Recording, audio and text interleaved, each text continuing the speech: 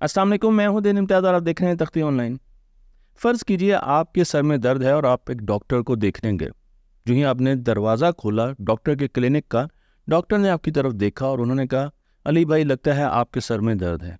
आप एकदम हैरान हो जाएंगे, परेशान हो जाएंगे कि आखिर इन साहब को बग़ैर तशख़ीस किए कैसे पता चल गया कि मुझे ये बीमारी है या मुझे इस किस्म की पेन है। अगर हम कुछ अरसे पहले चले जाएं अपने माजी में, तो हकीम हजरात ऐसे ही काम करते थे। वो इंसान की आंखों से अंदाज़ा लगा लेते थे कि उसे क्या मसले हैं। वो नब्ज़ के ज़रिए पहचान लेते थे कि इंसान को क्या बीमारी है। बिल्कुल इसी तरीके से हम मेडिकल साइंस में मुख्तलिफ़ किस्म की एडवांसमेंट करने जा रहे हैं। मैं आपको इस वीडियो में कुछ ऐसी टेक्नोलॉजीज़ के बारे में बताऊंगा जो कि आने वाले वक्तों में आपको बहुत जल्द मार्केट में दस्तयाब भी होंगी और नज़र भी आएंगी। तो चलते हैं हम पहली टेक्नोलॉजी की तरफ, लेकिन उससे पहले हमें ये अदराक होना चाहिए कि दुनिया में तकरीबन कितनी बीमारियां एग्जिस्ट करती हैं और उन बीमारियों से लड़ने के लिए बेहतरीन तरीक़ाकार क्या है। एक स्टडी है जो कि कैम्ब्रिज यूनिवर्सिटी के एक प्रोफेसर डॉक्टर क्रिस्टोफर रॉबिन ने, और इस स्टडी में उन्होंने बताया, जो कि director of institute of biotechnology हैं डॉक्टर क्रिस्टोफर, उन्होंने ये बताया कि हमने 30,000 मुख्तलिफ बीमारियां स्टडी की। यानी इंसानों को पेश आने वाली 30,000 मुख्तलिफ बीमारियां, और उनमें से 3/4 यानी 3/4 75% बीमारियां ऐसी हैं जिनका इलाज अभी तक हमारे पास मौजूद नहीं है। खुशकिस्मती से वो बीमारियां जो हमें बहुत ज़्यादा होती हैं उनका इलाज इंसान ने दरियाफ्त कर लिया है, कुछ बीमारियों को छोड़ के। लेकिन यहाँ से आपको अंदाज़ा होगा कि जिस तरीके से हमारा मेडिकल सिस्टम आहिस्ता आहिस्ता ऊपर आ रहा है, इवॉल्व हो रहा है, तरक्की कर रहा है, बिल्कुल वैसे बीमारियां भी तरक्की कर रही हैं। नई बीमारियों को टैकल करने के लिए हमें नई किस्म की टेक्नोलॉजीज़ की ज़रूरत है, और उसमें एक टेक्नोलॉजी बहुत तेज़ी से मेडिकल की शोबे में पजीराई हासिल कर रही है, और उस टेक्नोलॉजी को कहते हैं नैनो टेक्नोलॉजी। नैनो टेक्नोलॉजी के बारे में बताने से पहले मैं आपको ये बता दूं कि हम फ्यूचर में पर्सनलाइज्ड मेडिसिन की तरफ जा रहे हैं, मेडिकल केयर की तरफ जा रहे हैं। अब आपका क्वेश्चन होगा कि पर्सनलाइज्ड मेडिकल केयर क्या होती है। जब कभी भी हम खाना खाते हैं तो बहुत से लोग मिलकर एक ही खाना खाते हैं, लेकिन फिर पता चलता है कि एक साहब का पेट खराब हो गया, जबकि बाकी 4 लोग बिल्कुल ठीक होते हैं। पैनाडोल की अगर आपने गोली खानी है तो क्या आपको 1 गोली खानी चाहिए या 2 गोलियां खानी चाहिए? आपकी बॉडी की डिमांड मेरी बॉडी की डिमांड से बहुत मुख्तलिफ हो सकती है। उसकी मेडिकल केयर की जो ज़रूरियात हैं वो मेरी बॉडी से बहुत ज़्यादा डिफरेंट हो सकती हैं। तो अगर हम सब पर एक ही कानून लागू करें और हर किसी को एक ही किस्म का मेडिकल का इक्विपमेंट देना शुरू कर दें या मेडिसिन देना शुरू कर दें, तो इससे कहेंगे कि हम बहुत ज़्यादा ओवरडू कर रहे हैं चीज़ों को। मेडिकल साइंस अब ये चाहती है कि हमें वही चीज़ें मिलें जिसकी हमारी बॉडी को ज़रूरत है, और इसलिए हम पर्सनलाइज्ड मेडिसिन की तरफ जा रहे हैं। ये बिल्कुल ऐसे ही है जैसे कि हमारे जिस्म बोलना शुरू कर दे और हमारा जिस्म बताए कि मुझे क्या क्या मसले हैं, और जब हम डॉक्टर के पास जाएं तो वो हमारी ज़ुबान से मसाइल ना सुने, बल्कि वो हमारे जिस्म की ज़ुबान से मसाइल सुने और फिर उसके मुताबिक हमें मुख्तलिफ दवाइयाँ दे दे। मैं आपको लेकर चलता हूँ नैनो टेक्नोलॉजी की तरफ, नैनो रोबोट्स की तरफ, जो कि मेडिकेशन में बहुत तेज़ी से आ रहे हैं। तो हम कितनी छोटी मशीन बना सकते हैं नैनो टेक्नोलॉजी का इस्तेमाल करके। इस चीज़ को भांपने के लिए, इसको विजुअलाइज करने के लिए मैंने आपको यहाँ पर एक लाइन दिखाई है, और इस लाइन पर अगर आप देखें तो आपको एक बड़ी गेंद भी नज़र आ रही है। लेकिन जो ही आप इस लाइन पर बढ़ते जाएंगे चीज़ों के साइज़ छोटे होते जाएंगे। एक वक्त ऐसा आएगा कि आप बैक्टीरिया तक पहुँच जाएंगे। बैक्टीरिया एक सेल के भी हो सकते हैं और मल्टी सेलुलर भी हो सकते हैं। फिर आप उससे भी नीचे जाएंगे साइज़ में तो आप वायरस के पास पहुँच जाएंगे, और फिर डीएनए। हम डीएनए के लेवल की, उस साइज़ की मशीन्स बनाना चाहते हैं, 10 नैनोमीटर की, यानी 10⁻⁻10 नैनोमीटर्स की मशीन्स बनाना चाहते हैं, इतनी छोटी छोटी नैनो पार्टिकल्स बनाना चाहते हैं, मशीन्स बनाना चाहते हैं जो कि हमारी बॉडी में जाए और हमारी बॉडी पर सेल लेवल पर रिपेयर करना शुरू कर दें। याद रखिए कि सेल डीएनए से बहुत बड़ा होता है, क्योंकि सेल में होता है न्यूक्लियस और न्यूक्लियस के अंदर डीएनए होता है, तो सेल बहुत बड़ा है और ये मशीन्स बहुत ज़्यादा छोटी हैं। इनसे भी अगर नीचे चले जाएंगे तो आपको टिश्यूज़ नज़र आ रहे हैं और फिर आपको एटम्स भी नज़र आ रहे हैं। तो नैनो टेक्नोलॉजी और नैनो मशीन के जो साइज़ हैं उनके बारे में तो आपको पता चल गया होगा, लेकिन अगर हम बड़ी दुनिया की बात करें, जो सबसे छोटा कैमरा आज तक हमने इजाद किया है सॉलिड स्टेट फिजिक्स का इस्तेमाल करते हुए, सेमीकंडक्टर्स का इस्तेमाल करते हुए, वो मैं आपको यहाँ पर दिखा रहा हूँ। ये कैमरा जस्ट 1 मिलीमीटर से थोड़ा सा बड़ा है। और अगर मैं नैनो सेंसर की बात करूं, यानी ऐसा कैमरा जो नैनो टेक्नोलॉजी से बना हो, तो वो 100 नैनोमीटर का होगा। यानी आप देखें कि उसकी 3 डायमेंशन होती है, लेंथ, हाइट और विड्थ। कोई एक डायमेंशन 100 नैनोमीटर से कम होनी चाहिए, तब हम ये कहेंगे कि ये एक नैनो टेक्नोलॉजी बेस्ड कैमरा या कोई भी सेंसर है। 100 नैनोमीटर्स। तो पहली जो टेक्नोलॉजी हमने डिस्कस की वो है नैनो टेक्नोलॉजी। लेकिन अब मैं उससे अगली टेक्नोलॉजी की तरफ आ रहा हूँ, क्योंकि नैनो टेक्नोलॉजी में हम रोबोट्स भी बना रहे हैं, हम सेंसर्स भी बना रहे हैं, हम ऐसी गोलियां भी फ्यूचर में आएंगी जो हम खाएंगे और हमारी बॉडी में जाकर वो नैनो रोबोट्स जाकर रिपेयर करना शुरू कर देंगे।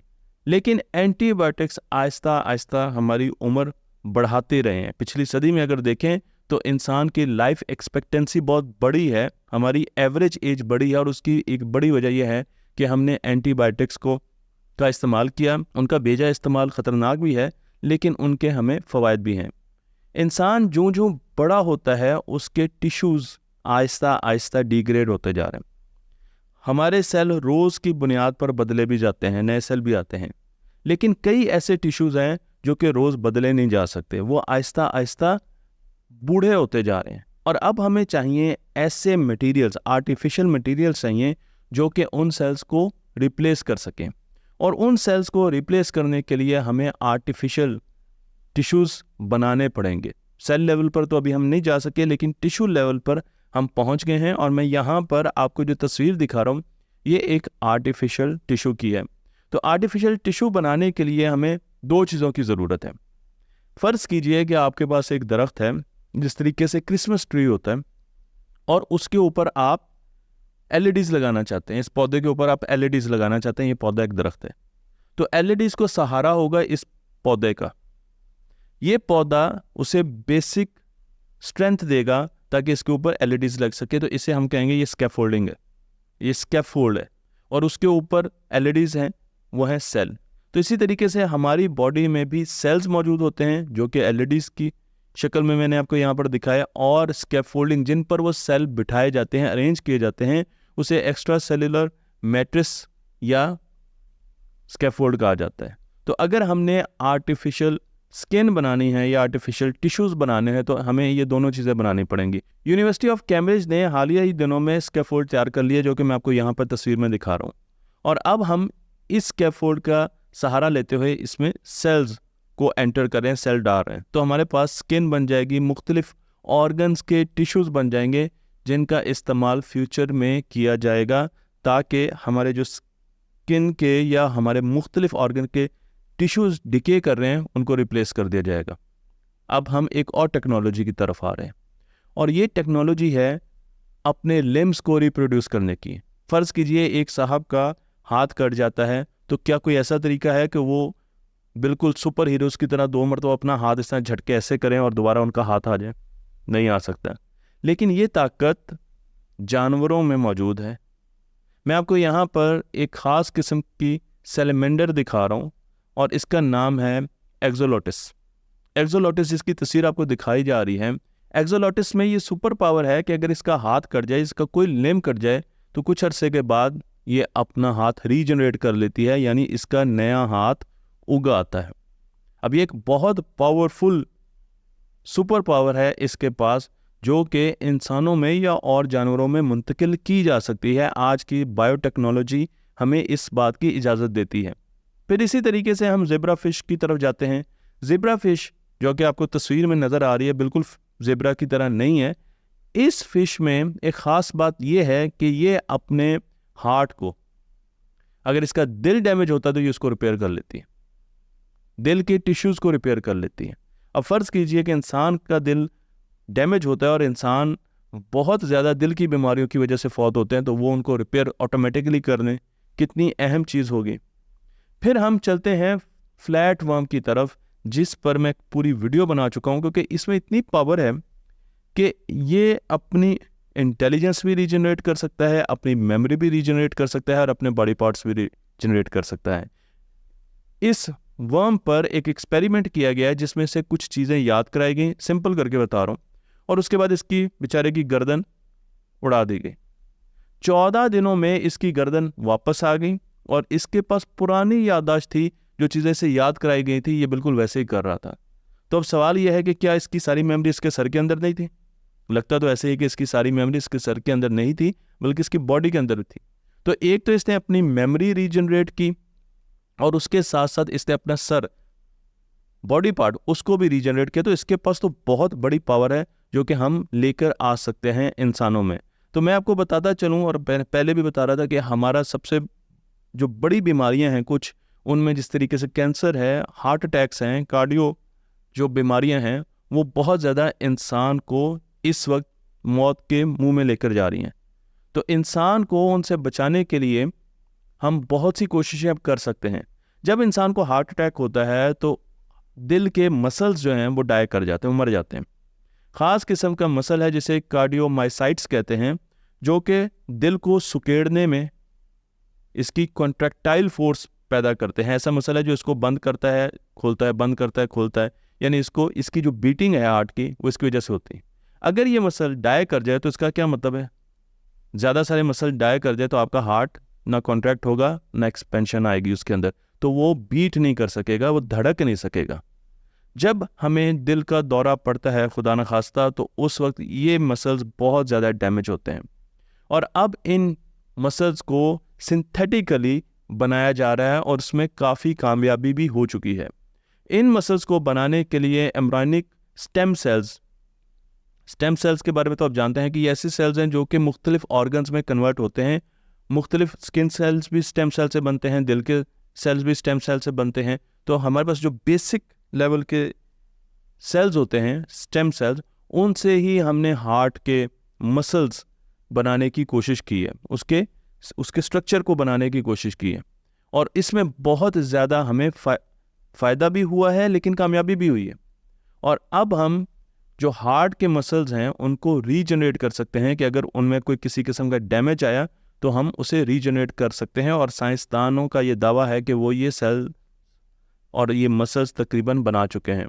अब फ़र्ज़ कीजिए कि अगर हम हार्ट के साथ ये काम कर सकते हैं तो फिर हम ब्रेन मसल्स के साथ भी कर सकते हैं, स्पाइनल कॉर्ड के साथ भी कर सकते हैं, किडनी के साथ भी कर सकते हैं, अदर जितने भी ऑर्गन हैं उनके साथ भी ये काम कर सकते हैं। तो जो डैमेज मसल्स हैं, टिश्यूज़ हैं, उनको हम आहिस्ता आहिस्ता रिप्लेस कर सकते हैं। तो ये कुछ 3-4 टेक्नोलॉजीज़ थी जो कि बहुत ज़्यादा जिन पर काम हो रहा है और हमें बताते हैं कि फ्यूचर की मेडिकेशन या मेडिसिन किस तरफ जा रही है। मैंने समझा कि ये इन्फॉर्मेशन आपके पास होनी चाहिए। तख्ती ऑनलाइन को लाइक कीजिए, शेयर कीजिए और इस इल्म को दूसरों तक पहुंचाते रहिए।